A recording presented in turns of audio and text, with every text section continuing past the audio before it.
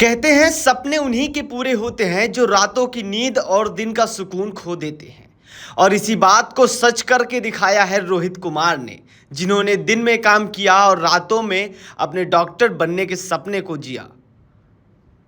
NEET 2020 में all India rank 12,000 और category rank 1300 के साथ 549 अंक लाने वाले रोहित ने बताया कि उन्होंने 10वीं के बाद ही मेडिकल फील्ड में काम करना शुरू कर दिया था। पहले एक मेडिकल शॉप पर काम किया, वहीं से दिलचस्पी जागी। फिर मोबाइल कवर की दुकान चलाई और उसी दौरान रात में सेल्फ स्टडी शुरू की। 12वीं में कॉलेज टॉप किया, फिर पीडब्ल्यू का ऑनलाइन बैच ज्वाइन कर नीट की तैयारी शुरू की। आखिरकार पूरे संघर्ष और मेहनत के बाद नीट क्लियर किया और टॉप मेडिकल कॉलेज की ओर कदम बढ़ाया।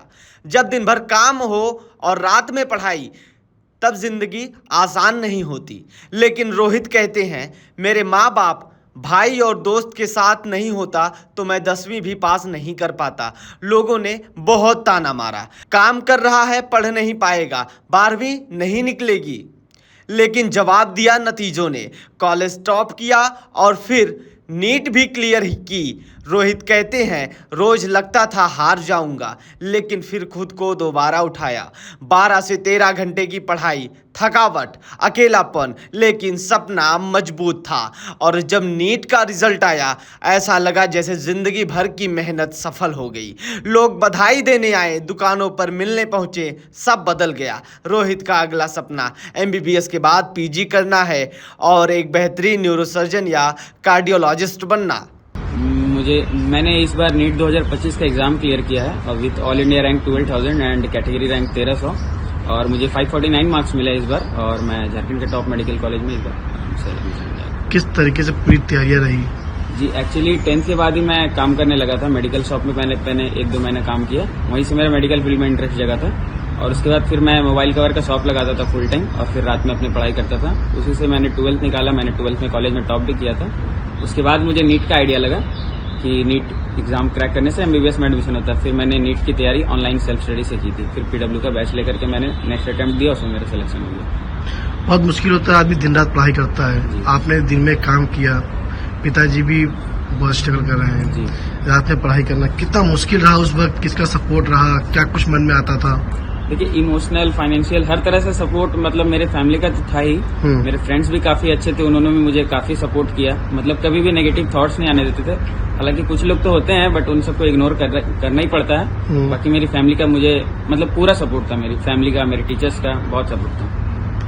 क्या कहेंगे कि दोस्त और फैमिलीज होते हैं, वो कहते हैं कि कैसे पढ़ाई कर पाओगे, पास हो नहीं पाओगे, दिन में आप ये काम कर रहे हो, आप कैसे बन पाओगे? जी, मुझे भी काफी लोगों ने कहा था ये बात कि अगर काम कर रहे हो तो 12th भी नहीं पास कर पाओगे, ऐसा वैसा।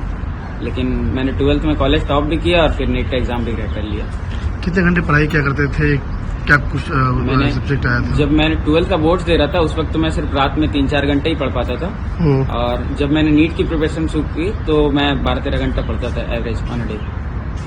रात में पढ़ना, फिर दिन में भी काम करना। जी, उस वक्त थोड़ा सा मुश्किल का दौर तो था। एक वक्त पे मेरे को भी लग रहा था कि नहीं हो पाएगा, काफी ज्यादा मतलब मेहनत लग रहा है और रिजल्ट नहीं दिख रहा था। बट फिर करते करते ही होता है कोई चीज, एक बार में तो नहीं होगा। रिजल्ट आने के बाद किस तरीके से रही? क्या कुछ रिजल्ट आने के बाद तो मतलब मेरा पूरा लाइफ ही चेंज हो गया, ऐसा फील हो रहा है मेरे को। क्योंकि खुद अलग सर चलकर आए थे मुझसे मिलने के लिए, मेरे शॉप पर आए, मेरे घर आए, मेरी फैमिली, मेरे फ्रेंड से मिले, हमारे साथ टाइम स्पेंड किया। रोहित कहते हैं, मेरे पास जो कुछ भी है उसमें मेरा योगदान सिर्फ 5% है, बाकी 95% मेरा परिवार, शिक्षक और दोस्त का है। रोहित का मैसेज हर छात्र के लिए है, अगर इस रास्ते पर नहीं हो पा रहा है तो शायद तुम किसी और चीज के लिए ही बने हो। आत्महत्या कोई हल नहीं, सपनों को मत छोड़ना, क्योंकि आज जो तुम्हें कमजोर कर रहे हैं वही कल तुम्हारी तारीफ करेंगे। और माता पिता, मेरे लिए मेरे माता पिता ही भगवान है, ऐसा रोहित का कहना है। जो कुछ भी हूँ उन्हीं की वजह से हूँ। रोहित की कहानी बताती है कि अगर इरादे मजबूत हो तो हालात कभी हार नहीं सकते। देखिए ऐसे ही रियल हीरोज की कहानी सिर्फ नव भारत लाइव पर। धन्यवाद।